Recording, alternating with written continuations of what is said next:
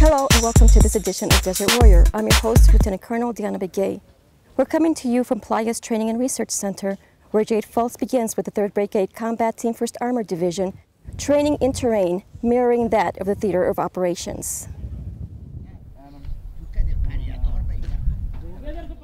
We're conducting counterinsurgency situational training exercises. What we've done is establish 2 villages, just like in Afghanistan, complete with infrastructure like in Afghanistan, the physical plant of the village just like Afghanistan, and filled it with role players who are from Afghanistan, who speak Pashto and or Dari, and filled it with animals, filled it with the sights, sounds, smells of Afghanistan. Another unique aspect of this training is that some of the role players are from Afghanistan. They all consider themselves Americans, as they should, because that's what America is. We're a melting pot of the world that has then immigrated here. So as Americans, they have the opportunity to help American forces, but then as Afghans, from here in America, they have the opportunity to help their people in their homeland. By using Afghans, you don't have to do that. This is their culture, and they're happy to impart that onto the soldiers so that they have a better chance for success and that more civilian lives will be saved. Reporting from Las Playas, New Mexico for Fort Bliss, this is Jade Fultz.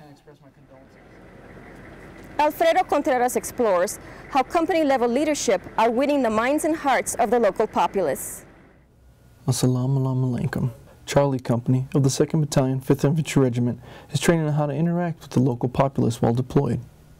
Through this training, we've engaged the enemy, but mostly we've been dealing with the civil populace, and it's really helped us as far as talking points, dealing with elders of the village, and really, it's been really an illustration for the soldiers how their one little action or misconception could lead to a village completely turning on the soldiers when they haven't fired a single shot. But their actions are almost more deadlier than their rifles are. Now with the counterinsurgency, the civilian populace is the target.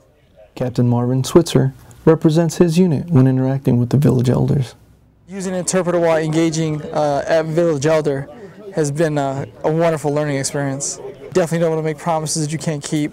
I mean, it's the civilian populace is the key, no longer the enemy.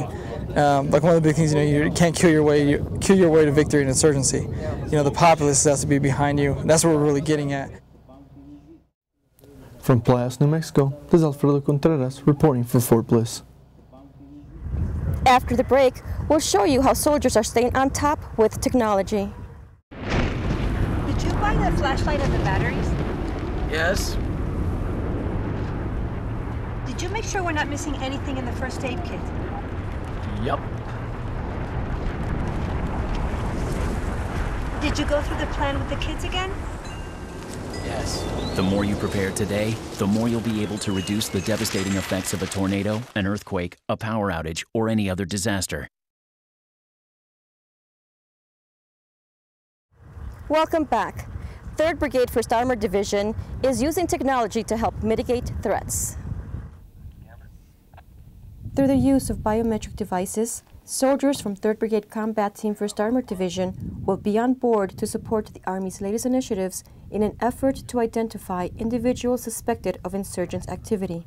As the companies engage in the scenarios, they must spot and enroll persons in the biometrics database and use that to get a background read on them. And we've got a database that's been built as part of the scenario so that some of the role players who are purportedly bad in the scenario show up if you properly enroll them into the database. Military officials said placing soldiers in the middle of a bowl of rocky, arid mountains is complemented by the tools they are given to train with. We were able to bring partners from throughout the joint and interagency community here to help with this. In order fully to replicate the situation in Afghanistan, we've got to augment the unit, the companies, with some of the things that they usually get in theater.